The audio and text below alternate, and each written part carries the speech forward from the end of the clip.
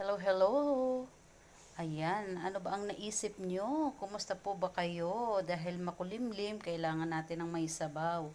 So, magsisigang tayo ng fish da. So, nagpakulo tayo dyan ng maraming kamatis.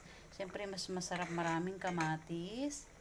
And, lalagay natin ang ating isda dyan. Ang ating isdang napaka fresh. Ayan.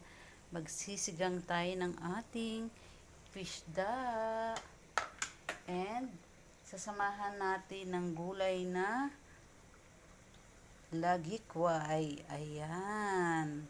Diba mga lods? Marami tayong gulay para para mas masustansya. Meron pa tayong pechay.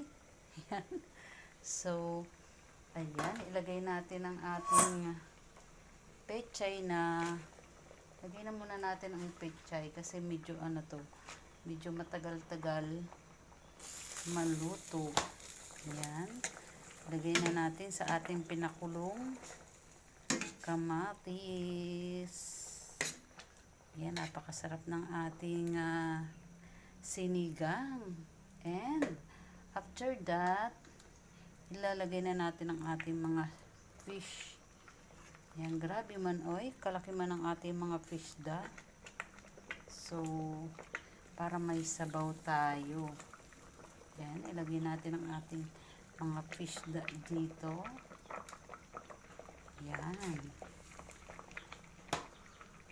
Lagay lang natin ang isda, mga lods. Yan. Dali lang maluto itong ating isda kasi ano lang naman to. Hindi siya yung mahirap lutuin. And, of course, lagyan natin yung ating siling green. Yan. And then, ilagay natin ang ating pinigang kalamansi. Yan ang ating paasim. Wow! Diba? Sarap ng ating sinigang. And after that, naiwan pa palang pechay. Yan, kulo-kulo lang siya. At habang pinapakulo natin ang ating isda, ay ilalagay naman natin ang ating lagikway. Ayan, napakarami ng ating gulay.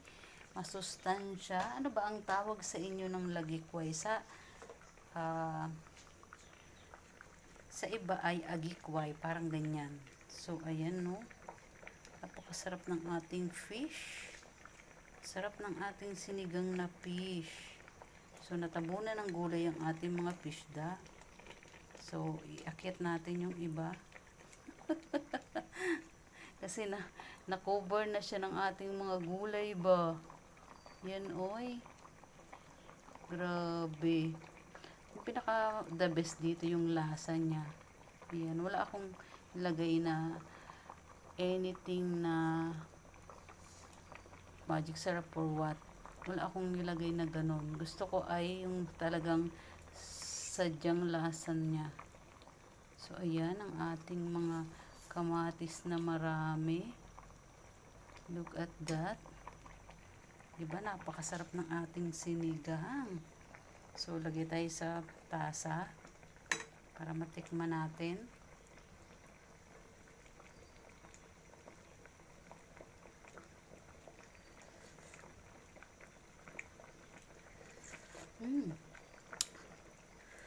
Ang sarap. Sarap ng ating. Ayan, tinikman natin dito sa tasa ang ating sabaw. Lamig kaayo. Grabe kasarap boy ng ating sinigang na fish da. Oh my God. So, thank you for watching always. Ano po ba ang inyong menu at ano po ba ang inyong tawag sa lagikway o agikway? Ayan, di ba? Ang sarap. Very fresh ng ating fish at ang ating mga vegetable galing lang din sa likod bahay. Ayan. At ang ating kalamansi ay dyan lang din sa ating tanim. Napakasarap ng ating sinigang. So, ayan. Pwede na tayong mag-lunch, no? Ayan. Thank you for watching always, mga idol. I love you all.